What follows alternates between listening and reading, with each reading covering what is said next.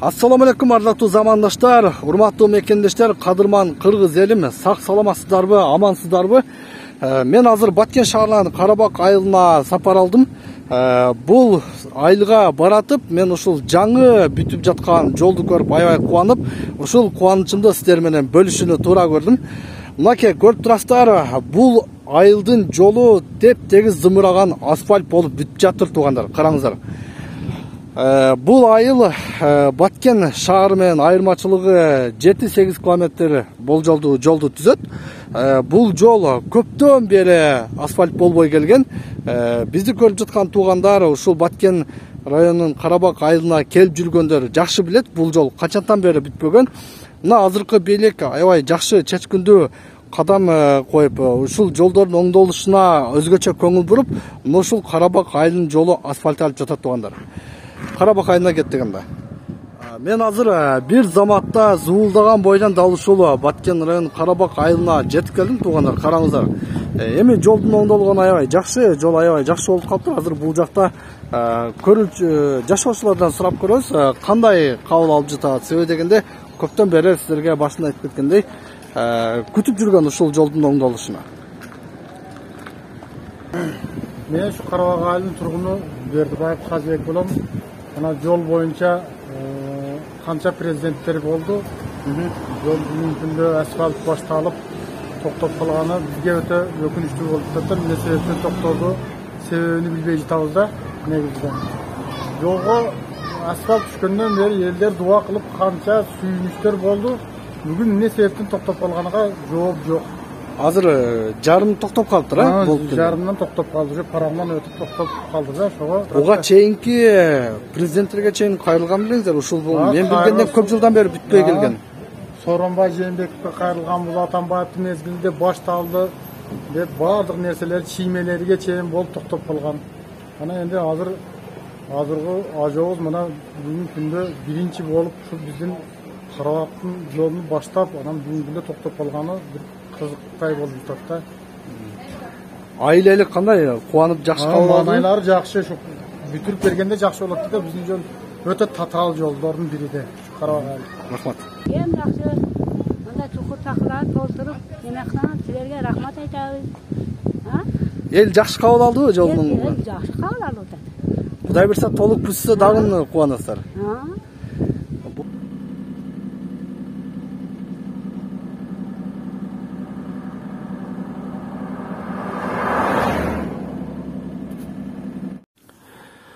Урматтуу Учкун Меймалевич, биз азыр мына Баткен районунун Карабак айылына барып келдик. Жол аябай жакшы болуп бүтүп калыптыр. Жолдун кенендиги да аябай жакшы. Мен барып мына айылдагы элдерден дагы сурамчылоо кылдым. Эл дагы өтө жакшы кубануу менен кабыл алыптыр. Себеби дегенде көп жылдан бери бүтпөй жүргөн жолдун башталышы дагы бул айыл эл үчүн өтө кубанычтуу. Айтсаңыз, мына жолдун азыр жарымы бүтүп калыптыр. Калган жарымыны кайсыл айга башталып, кайсы ушул жылга бүтүрүү планы барбы силерде, ошол боюнча сурайын дегем. Так, бул Баткен Карабак автоунаа жолу жалпысынан 6,5 километрдей асфальтталыш керек. Азыр сиз көргөн жумуштар бул биринчи этап, мындайча айтканда биринчи транш. 30 миллиондой акча бөлүнүп, ошол акча азыр освоение болду, ошол акчага аткарылган жумуш. Азыр 3 километрден ашууну асфальтталып бүттү. Экинчи траншта калган бөлүгү асфальтталат. Быйылга Кудай буйрса толугу менен асфальт болуп бүтөт. Быйылкы жылга толугу менен асфальт болуп бүтөт. Бул жолдо мен мурда бир стратегиялык жол катары маалыматым бар эле, жанагы развилка постуна чыгып кете турган Карабак жолда. Ал жагындагы асфальт кылуу дагы пландары барбы силерде? Ал негизи Баткен областы, анын ичинде Баткен районун өнүктүрүү программасы бар. 25-35 жылдарға деген комплекстүү план бар, өнүктүрүү программасы. Ошол программага кирген негизи.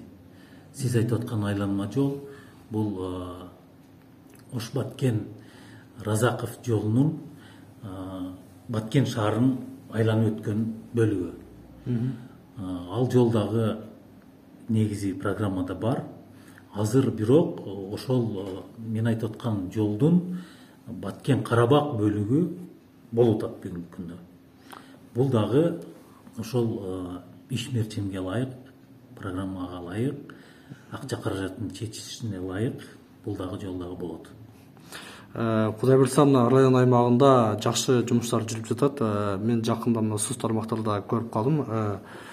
Баткен Согмен Таян асфальт жолу дагы бул Акаевдин мезгилинде башталган жол болчу.